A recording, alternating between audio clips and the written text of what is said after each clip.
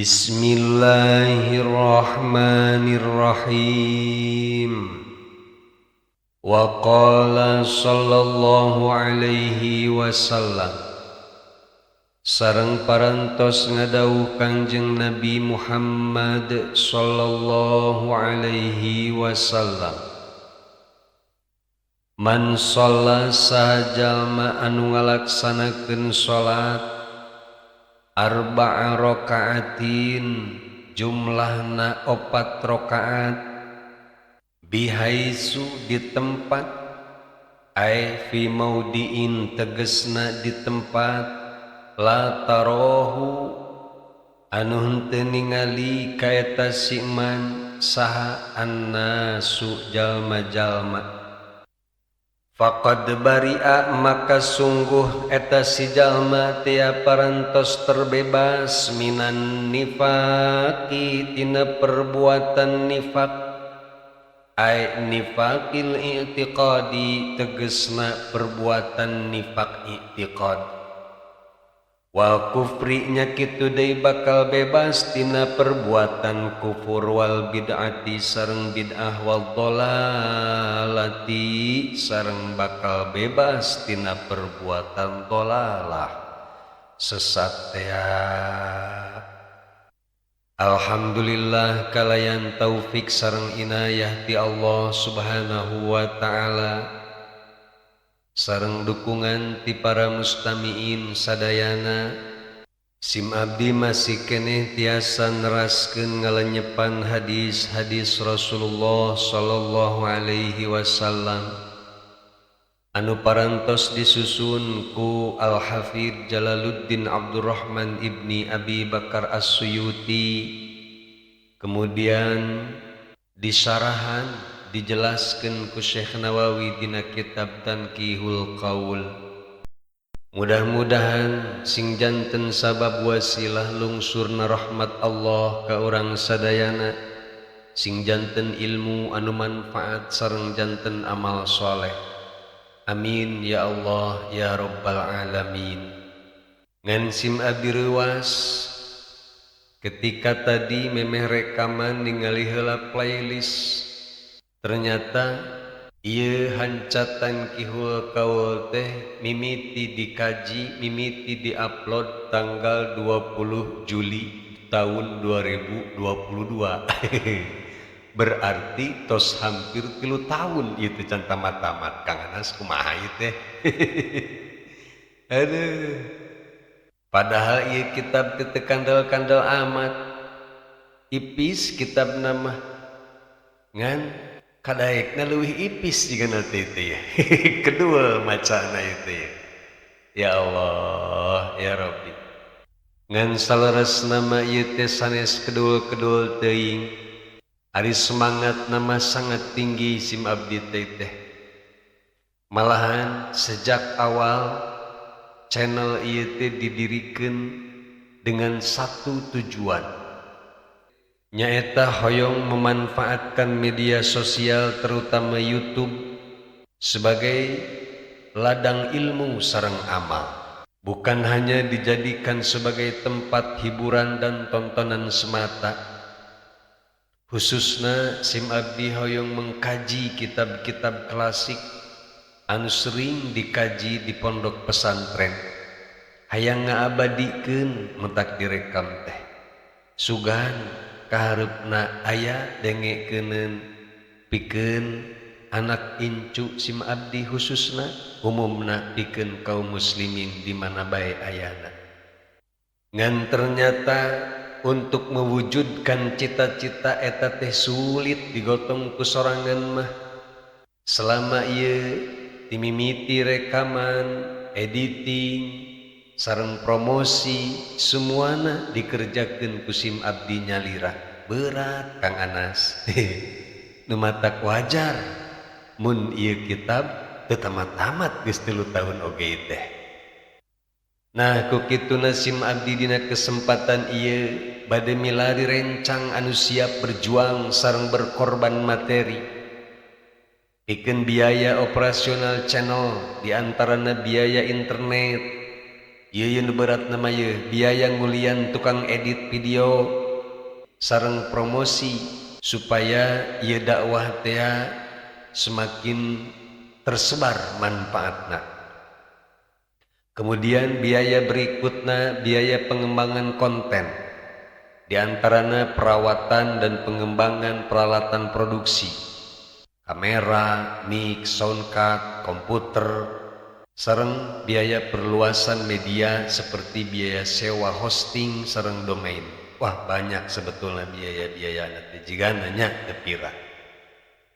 Tah mudah-mudahan berkat ayakna dukungan ti para sahabat, Kang Herman bisa lebih fokus ngejar target anu utama nyaeta mendokumentasikan kajian-kajian kitab klasik seperti di bidang fikihna timiti sapina naik kana kasyifah fathul qarib fathul muin eupen bikadinya heula. Kemudian dina tauhidna timimiti tijandurori sareng qatrul goes eta we dua heula. Kemudian di bidang akhlakna nasoihul ibad sareng duratun nasihin. Dina bidang hadisna atuh nyaeta ieu kitab Tanqihul Qaul sareng insyaallah kadituna mahayang sareng Tanbihul Ghafilin. Di bidang tafsirna diantarana nyaeta urang keureuh heula balahan menuju di keureuh macet deui nyaeta teu jalan-jalan tafsir Yasin. Ari kahayangna mah gede ieu teh kadituna mah hayang tabarokna. Kemudian anu utama nama eta tafsir juz amma. Soalnya juz amma kan paling tidak sering dibaca dina salat. Nah, diharapkan ari urang paham matafsirna ketika maca teh urang bisa bari tafakur, bisa bari menghayati, bisa lebih fokus, bisa lebih khusyuk salat teh. Gede ari cita-cita mah ieu teh. Ya kitu deui di bidang bahasa Arabna. Isim abdi parantos nyusun sebetulna mah.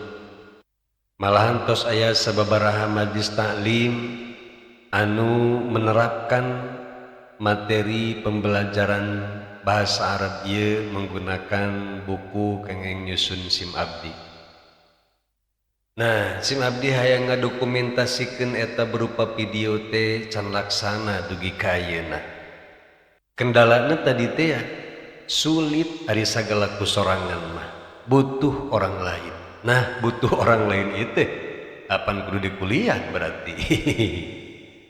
Nah, bagi para wargi anu siap ngorbankeun materi mangga dikintunkeun wae ka nomor rekening anu tos ditampilkeun di ieu layar. Sim abdi teu aya maksud untuk meminta, teu aya maksud untuk mengemis, tapi ieu mah membuka kesempatan bagi siapapun anu hayang ngiring ikut berjuang, anu hayang ikut berkorban sareng abdi. Ari teu aya mah nya teu naon. Kan ieu bisi bae cenah meureun teu ajak-ajak. Nah, mudah-mudahan rizki anu ku para sahabat sadayana disisihkeun sing janten saham pahala anu bakal terus-terusan berbuah kebaikan di dunia sareng di akhirat. Amin ya Allah ya rabbal alamin. Nah, saur Kangjeng Nabi man shalla arba'a raka'atin bihaitsu la tarahun nasu faqad bari'a minan nifaqi wal kufri wal bid'ati wad dhalalah. Sajalma nu ngalaksanakeun salat sunnah 4 rakaat baik salat sunnah duha atanapi qobliyah, ba'diyah atau salat mutlak atau salat wajib pikeun jalma anu udzur syar'i seperti penjelasan kamari teh di mana salatna bihaitsu la tarahun nas di tempat anu teu katingali ku jalma. Ieu masih kene aya hubunganana sareng hadis kamari, ai kamari mah bahasana fi khala'in la yarahu illallah wal malaikah sami wae. Ieu ge makna nama Seolah-olah Kangjeng Nabi ingin mengingatkan secara tegas ka urang sadayana bahwa amalan sedikit anu dikerjakan dengan penuh keikhlasan bakal ngabuahkeun hasil anu maksimal.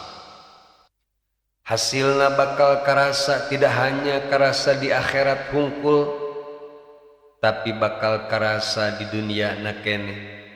Mana nu karasa di dunia? Faqad bari'a minan nifaq, bakal bebas eta si jalma tina perbuatan nifak, terutama nifak i'tiqadi. Nifak i'tiqadi ialah jenis nifak anu paling bahaya, nyaeta kemunafikan dina akidah. Contohnya seperti kumaha? Misalna aya jalma secara lahiriah nama katingali soleh, rajin sodakoh, rajin sholat, rajin ngaji, tapi dina hatena kosong tina iman, bahkan benci jeung ngabohongkeun kana ajaran Islam. Ngaji nah yang disebut pinter doang, sholat nah yang disebut soleh doang, sodakoh nage hayang disebut bager doang. Hade eta ciri-ciri nifak i'tiqadi. Malahan ia termasuk munafik akbar, munafik gede, munafik paling bahaya, sebab munafikna langsung berhubungan dengan keimanan. Ciri-cirina anu lebih detail deui, ngucapkeun syahadat dina mulut tapi hatena mah teu yakin bener kana syahadat. Bisa jadi syahadatna teh hanya sekedar formalitas doang, hanya sekedar ngalegalkeun hayang kawin jeung orang Islam doang. Hiji tah. Atawa bisa jadi syahadat nama syahadat tina bibir tapi hatena kosong teu nyaho maknana syahadat. Padahal mas syahadat teh ku para ulama dijelaskeun aya rukunna, aya pembatalanana, aya syaratna dan lain sebagainya. Nah iyalah sing hade urang ulah sampai syahadat bae unggal poe tapi teu ngarti eusina syahadat komo bari jeung teu yakin mah ieu bahaya. Contoh real nifak i'tiqadi nu kaduana, dina mulut nama sholawat, saeutik-eutik tola'al badru, saeutik-eutik sholatullah, tapi dina hatena benci kana syariat Kangjeng Nabi. Na'udzubillah min dzalik. Atawa ngabohongkeun kana sebagian syariat Islam. Nah ieu ge bahaya. Misalna salat mah osok, ngaji mah rajin dan lain sebagainya, ngan hanjakal, ngadustakeun, ngabohongkeun, tidak mengakui kana kewajiban nutup aurat misalna. Nah ieu ge bisa jadi termasuk golongan nifak i'tiqadi. Atawa ngarepkeun keburukan ka umat Islam sareng kaum muslimin. Sanajan secara dohiriah nama baik, hareupeun orang Islam nama pura-pura baik, pura-pura bager, tapi dina hate nama mengharapkan kehancuran Islam. Mulai balelo ya. Ya Allah, geus kolot ieu. Aduh, cekaneh teu ngaji teh di masjid Kang Anas, kopi ge can beak teh. Balik ka imah alhamdulillah. Ada weung sagede ngaji deui, alhamdulillah kerdaek. Nah, salah satu benteng pikeun menjaga datangna penyakit nifak i'tiqadi ieu, Rasulullah sallallahu alaihi wasallam parantos memberikan resep ka urang sadayana, nyaeta sing mineng, sing rajin ngalaksanakeun salat 4 rakaat di tempat anu sepi. Ieu teh seolah-olah isyarat ti Kangjeng Nabi bahwa amalan anu ikhlas, anu tulus karena Allah merupakan benteng anu kuat, benteng anu kokoh, sekaligus obat pikeun jalma-jalma anu tos terkena penyakit nifak i'tiqadi ieu. Nah, ketika nifak i'tiqadi ieu terpelihara, terjaga teu sampai terjangkit kana hate urang, maka insya Allah nifak sogir oge urang bakal terpelihara. Nifak sogir mah atawa nifak perbuatan contohna kan tos jelas tos pada apal eta mah jeung esok dipigawe ku sarerea. Hiji mun ngomong sok wadul, dua sok para amanah teh ya. Eta pan anu nipak leutik mah nya ulah dianggap leutik mineng-mineng teuing mah dasar wabah eta oge bahaya. Ya Allah ya Rabbi. Selain jadi obat sareng benteng pikeun penyakit nifak i'tiqadi ieu, salat 4 rakaat di tempat sepi oge bisa menjadi benteng tina kekufuran, bid'ah sareng kesesatan. Masya Allah dahsyatna ieu pahala atanapi hasiat salat 4 rakaat di tempat sepi bari ikhlas. Dahsyat sote menurut ahli akhirat. Ari menurut ahli dunia mah teu dahsyat tambah. Nu dahsyat lamun sakali salat menang duit, sakali salat gol bisnis eta dahsyat. Itu bang nu kieu mah biasa bae. Eta mah berarti ahli dunia, lain ahli akhirat. Amun ahli dunia mah pasti nu tianganna teh fadilah salat supaya rezeki lancar. Wah, kerap dicatet, amalkeun. Ngaran-ngaran fadilah nu kieu mah geus sepelekeun we ku ahli dunia we. Ya Allah. Padahal penyakit iyalah anu paling mematikan akidah sebetulna mah. Naudzubillah min dzalik. Nu kumaha tu ari perbuatan bid'ah teh beres eta mah dibahas kamari tah, kamari kita Gustilah jelas hayalah videona. Menteu salah mah dina playlist akidah Ahlus Sunnah wal Jamaah itu salah. Tidinya beres dijelaskeun aya bid'ah hasanah, aya bid'ah sayyiat, bahkan kabeureutuna aya bid'ah wajib dan lain-lain. Terus nu kumaha tori dolalah? Sesat teh ngaranna dolalah teh mun ceuk urang mah di antarana dolalah anu paling bahaya penyimpangan sifat-sifat Allah. Nyimpang-nyimpangkeun sifat-sifat Allah seperti meyakini Allah teh memiliki sifat anu sama persis jeung makhluk, atau justru menghilangkan semua sifat-sifat Allah, tidak mengakui ayana sifat-sifat Allah. Iki bentuk dolalah nu paling bahaya. Bahaya sifat dolalah ieu makana orang sering ngadoa dina salat kapanan tepatna dina surat Fatihah ghairil maghdubi alaihim waladdallin. Ta eta teh urang keur ngadoa ka Allah supaya urang tidak termasuk orang-orang anu sesat. Nah, supaya keyakinan orang terhadap Allah tidak mudah goyah, nyaeta tetap kokoh meyakini bahwa Allah teh beda sareng makhlukna. Mukhalafatul lil hawadis teh ngaranna nyaeta urang sing rajin ngalaksanakeun salat di tempat anu sepi. Masya Allah, dahsyatna ieu salat di tempat anu sepi. Nepi ka bisa memelihara, bahkan dijamin ku Kangjeng Nabi bakal terpelihara tina nyengsolna atawa nyengsarna keyakinan. Ieu sangatlah penting terutama di akhir zaman ayeuna untuk menjaga akidah urang supaya ulah goyah, supaya tetap kokoh menjaga keyakinan mukhalafatul lil hawadis, ulah sampai urang terjerumus karena keyakinan anu menyamakan sifat-sifat Allah sareng sifat makhluk.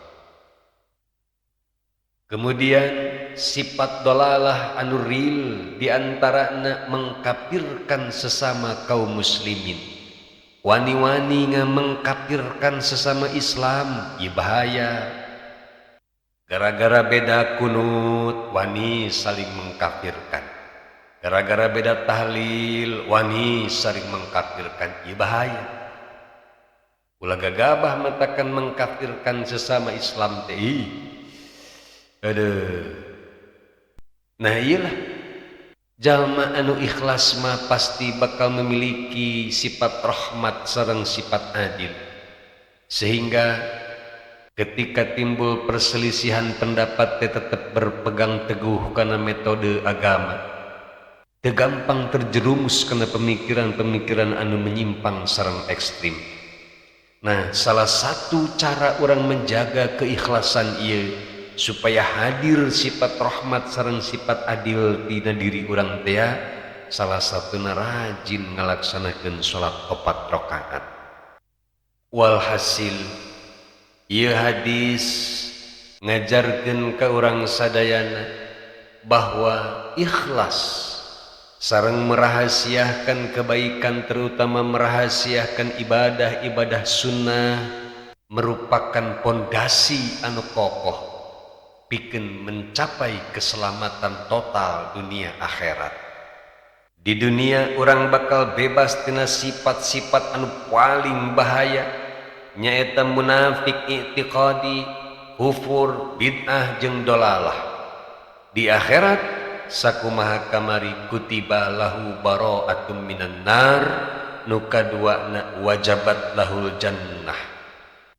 Mudah-mudahan orang sadayana diberikan taufik ku Allah Subhanahu wa taala, macana manggeus daek, ngadengikeun manggeus daek, tinggal ngalaksanakeunana. Mudah-mudahan orang sadayana dipaparinang kakiatan ku Allah pikeun ngalaksanakeun ieu hadis Kangjeng Nabi Muhammad sallallahu alaihi wasallam. Sareng pamudah-mudahan urang sadayana tiasa kumpul ngariung engke di hadapan Allah bari kaayaan menang surat bebas tina neraka sareng menang tiket ka surga tanpa hisab. Amin ya Allah ya rabbal alamin. Wallahu a'lam bishawab.